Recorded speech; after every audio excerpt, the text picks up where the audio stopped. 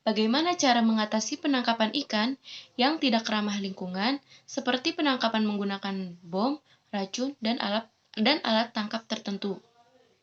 Solusi untuk mengatasi permasalahan tersebut yaitu dengan cara membatasi jumlah penangkapan ikan yang menggunakan alat yang tak ramah lingkungan. Kemudian dengan cara memperingatkan masyarakat yang menggunakan bom ikan mengenai bahayanya serta pelanggaran hukum yang dapat diakibatkan dari perbuatan tersebut. Kemudian memberikan pembelajaran bagi calon-calon nelayan yang masih muda untuk turut serta melindungi laut sebagai bagian dari kehidupan masyarakat untuk masa kini maupun masa yang akan datang.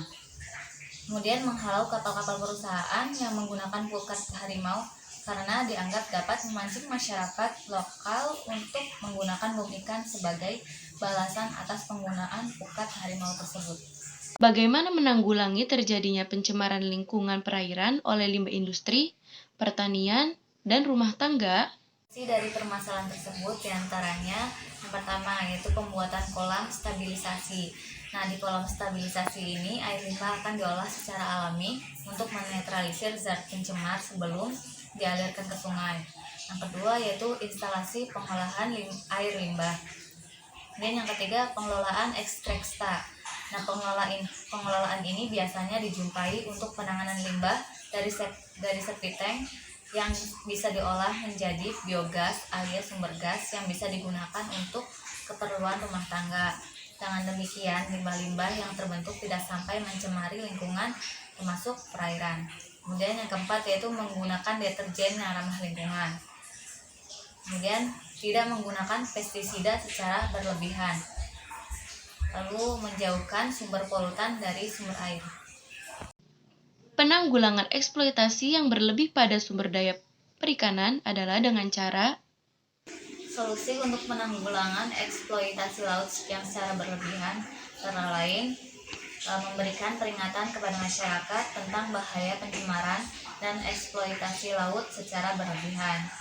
Kemudian peningkatan kesadaran dan pemahaman masyarakat khususnya nelayan terhadap bahaya yang dapat ditimbulkan dari illegal fishing atau penangkapan ikan yang menggunakan alat tangkap yang ilegal. Kemudian meningkatkan pengawasan dengan membuat badan khusus yang menangani dan bertanggung jawab terhadap kegiatan ilegal tersebut. Kemudian melakukan penegakan hukum yang tegas terhadap pihak-pihak yang melakukan illegal fishing supaya ada efek jerah terhadap mereka. Kemudian menemukan alternatif sumber makanan lain sebagai pengganti ikan laut supaya bisa lebih dibudidayakan. Kemudian melakukan rehabilitasi terumbu karang, lalu membuat alternatif habitat karang sebagai habitat ikan sehingga daerah karang alami tidak rusak akibat penangkapan ikan. bagaimana mengatasi lemahnya penegakan hukum atas lingkungan. Cara mengatasi hal tersebut yaitu dengan cara membuat laporan mengenai pentingnya penegakan hukum dalam mendukung lingkungan. Kemudian proses penegakan hukum terhadap masalah lingkungan hidup harus dilakukan dengan penataan, penindakan, dan penyelesaian sengketa.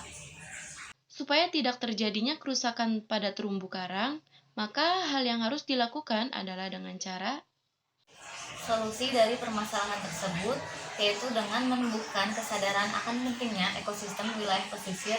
Salah satunya adalah tidak membuang sampah ke area pesisir.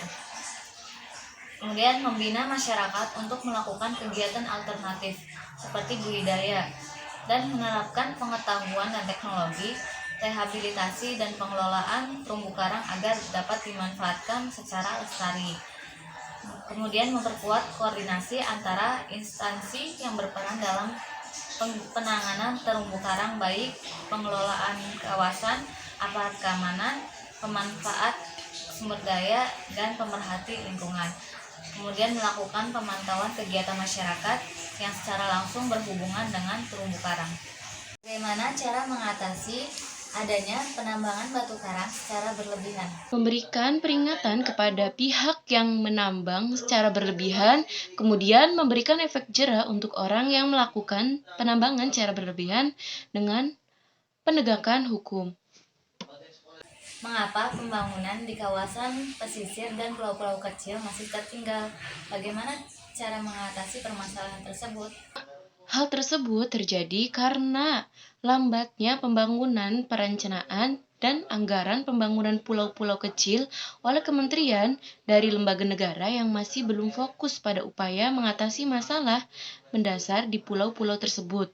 Untuk mengatasi masalah tersebut, pemerintah harus mempercepat pembangunan pulau-pulau kecil serta penerbitan Kapres harus diimplementasikan dengan baik. Bagaimana meningkatkan peran masyarakat terhadap pengelolaan wilayah pesisir?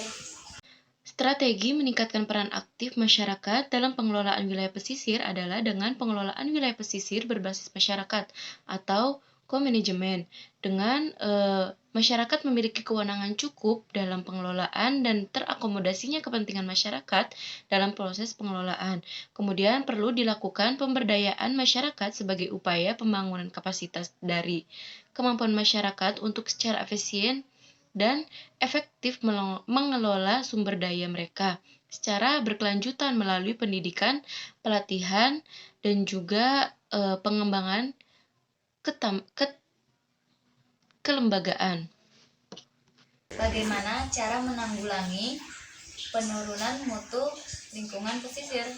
Yang pertama itu menanam tanaman bakau, karena abrasi dapat diatasi dengan adanya mangrove atau tanaman bakau.